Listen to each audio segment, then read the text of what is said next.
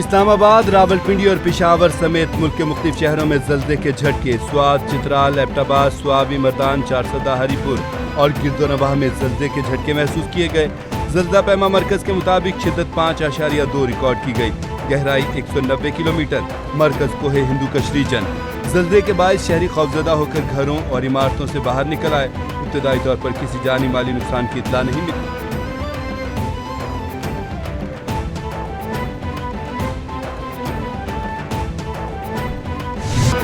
خیبر پختونخوا میں تباہی، سینکڑوں جانیں لے گئی۔ حالیہ بارشوں اور سیلاب سے 341 افراد جاں بحق، 178 زخمی، 139 گھر صفائے ہستی سے مٹ گئے۔ پی ڈی ایم نے جانی مالی نقصان کی رپورٹ جاری کر دی۔ جاں بحق افراد میں 292 مرد، 28 خواتین اور 21 بچے شامل۔ زخمیوں میں 144 مرد، 24 خواتین اور 10 بچے شامل۔ 420 گھروں کو نقصان پہنچا۔ سیلاب سے منیر زیادہ متاثر ہوا۔ شہر میں اب تک 222 افراد جاں بحق ہو چکے۔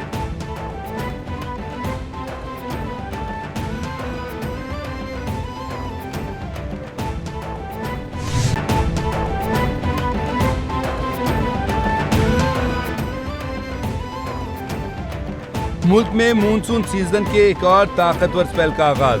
خیبر پختونخوا کے کئی اضلاع مسلسل شدید برسات کی زد میں۔ سوابی میں بادل پھٹنے سے تباہی، مختلف حادثات میں 15 افراد جاں بحق، متعدد زخمی۔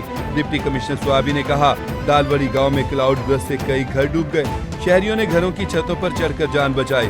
70 سے زائد محصور افراد کو ریسکیو کیا گیا۔ تحصیل زرڑ، چھوٹا لاہور اور ٹوپی میں بارش کا پانی گھروں میں داخل ہو گیا۔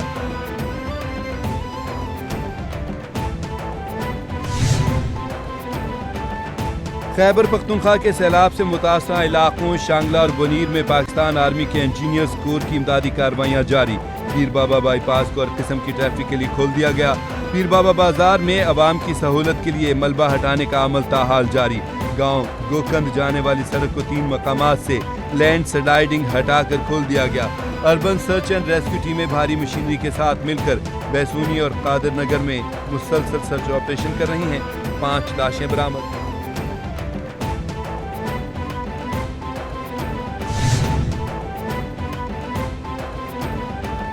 کراچی کے مختلف علاقوں میں موسلا دھار بارش، موسم خوشگوار ہو گیا۔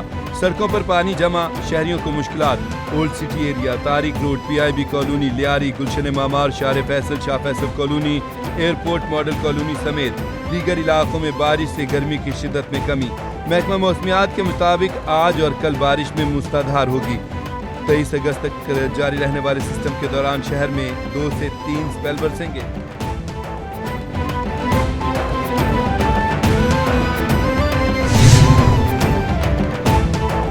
سنتاس معاہدہ پاکستان کے 24 کروڑ عوام کی زندگیوں کے تحفظ سے جڑا ہوا ہے۔ یہ معاہدہ یک طرفہ معطل نہیں کیا جا سکتا۔ نائب وزیر اعظم کی لندن میں گفتگو، کہا بھارت کی جانب سے معاہدے کی معطلی مسترد کرتے ہیں۔ یہ معاہدہ پاکستان کے آبی تحفظ اور ماحولیاتی استحکام کے لیے نہایت اہم ہے۔ اسحاق ڈار نے واضح کیا کہ پانی جیسے معاملے پر کسی بھی قسم کی یک طرفہ کارروائی کو عالمی قوانین اور معاہدوں کی خلاف ورزی تصور کیا جائے گا۔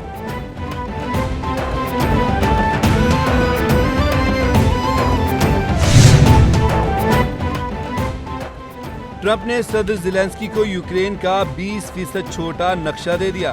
وائٹ ہاؤس میں ہونے والی ملاقات میں فرانسیسی صدر میکرون، یورپی یونین اور نیٹو حکام کی شرکت۔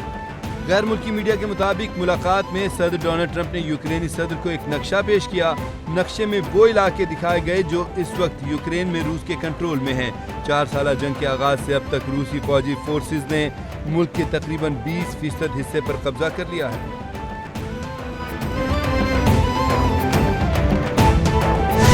چاہتا ہوں دنیا میں جنگ نہیں امن ہو اور سب تجارت کریں۔ وائٹ ہاؤس میں یوکرینی صدر زیلنسکی سے ملاقات کے بعد ٹرمپ نے کہا، جنگ کسی بھی مسئلے کا حل نہیں۔ جنگوں کے دوران ہزاروں بے گناہ افراد مارے جاتے ہیں۔ امن کے قیام کو یقینی بنانے کے لیے یوکرین اور سب کے ساتھ مل کر کام کریں گے۔ پوری دنیا یوکرین جنگ سے تھک چکی ہے۔ دنیا چاہتی ہے کہ امن قائم ہو۔ ہم دیر پا امن کے لیے اقدامات کر رہے ہیں۔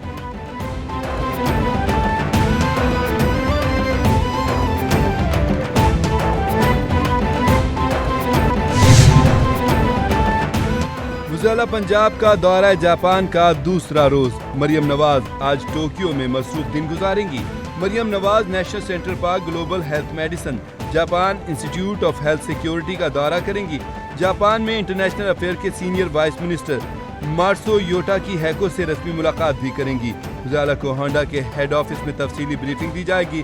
وزالہ مریم نواز کی پارلیمنٹیرین فرینڈشپ لیگ کے چیئرمین سے میٹنگ بھی شیڈول میں شامل۔